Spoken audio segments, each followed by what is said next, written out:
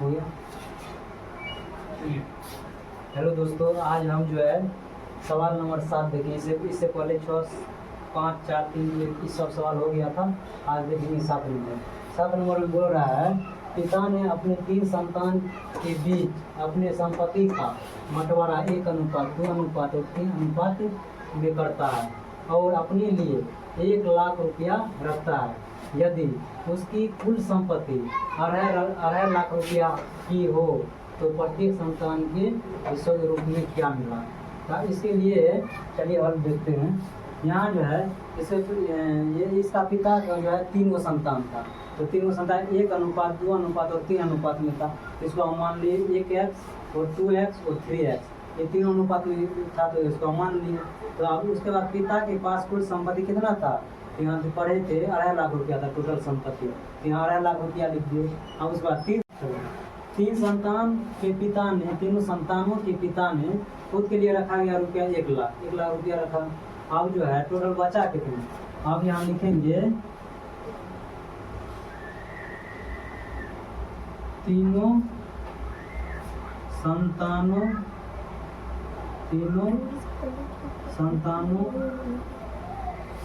के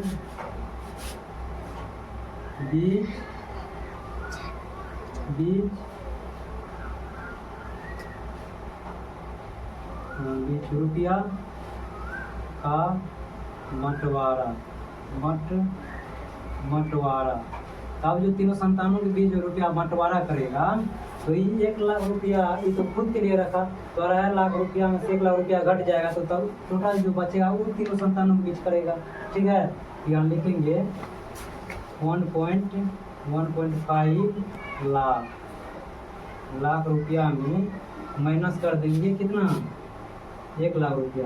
मतलब इसको ऐसे लिख सकते हैं 2 लाख रुपया में कितना था, हाँ 2.5 लाख रुपया था ना, 1,00,000 से 1,000 10,000 लाख, यहाँ लिखेंगे 2,50,000, 1,000 से 1,000 10,000 लाख, 2,50,000 में से माइनस कर देंगे 1,00,000 रुपया, 1,00,000 रुपया कर देंगे। तो टोटल हमको बचेगा कितना, 1,50,000 बचेगा, 1,50,000 से 1,000 10,000 लाख, इतना रुपया हमको बचेगा बंटवारा करने के लिए तीनों संतानों के बीच बचेगा। तो अब आप देखेंगे बांटना है, तीनों में बांटना है, तो टोटल अब बचा कितना, 1.5 लाख रुपया बचा। ठीक है, तब यहाँ करेंगे तीनों संतानों के बीच बांटने पर, यहाँ लिख देंगे तीनों संतानों के बीच रुपया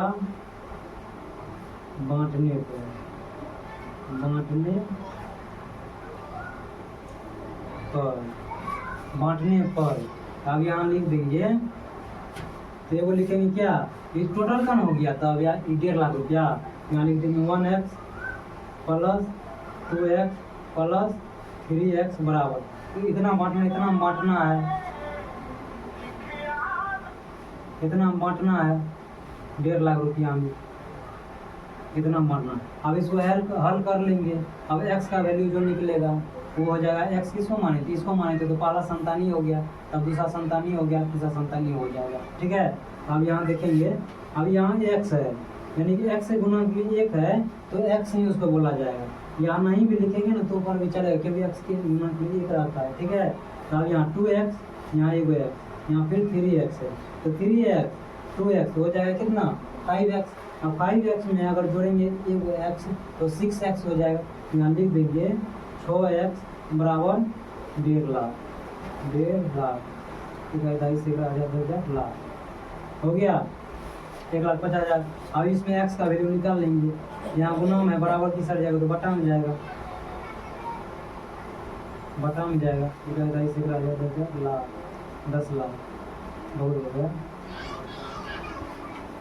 1,000 से 1,000 लाख हो गया।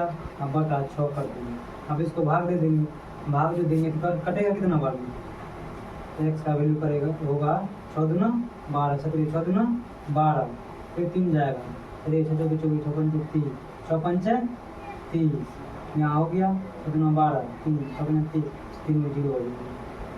यानी कि ठीक है ना, 6 दूना 12, 3, 6 पंचे 30, 3 हो गया। तब x का वैल्यू हमको निकल गया। x माने थे हम किसको, इसका पहला पुत्र को माने थे। यहाँ गुणक में एक है, एक नहीं भी लिखेंगे तो ऊपर भी चलेगा, ठीक है, क्योंकि इसके x का गुणक में एक हमेशा छिपा रहता है, ठीक है।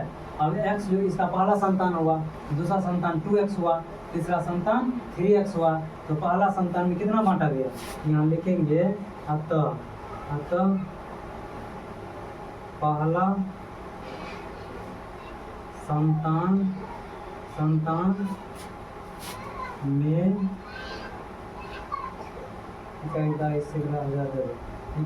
संतान में बांटा गया रुपया बराबर कितना हुआ, 25,000 हुआ। 25,000। अब दूसरा संतान में यानी कि दूसरा संतान में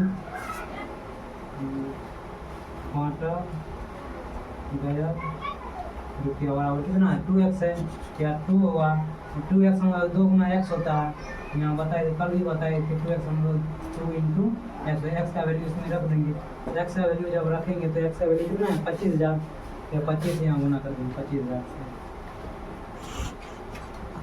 तो 25 गुना 50, 3 जीरो दे देंगे, तो 50,000 दूसरा संतान को मिला, ठीक है। अब तीसरा संतान में कितना मिला, तीसरा संतान में बांटा गया रुपया। अब क्या 3x है, यानी कि 3x हम 3 गुना x भी लिख सकते हैं, या 3x यहाँ लिखेंगे, इसको हम लिख सकते हैं 3 इंटू एक्स, यहाँ 3 गुना x का वैल्यू 25,000,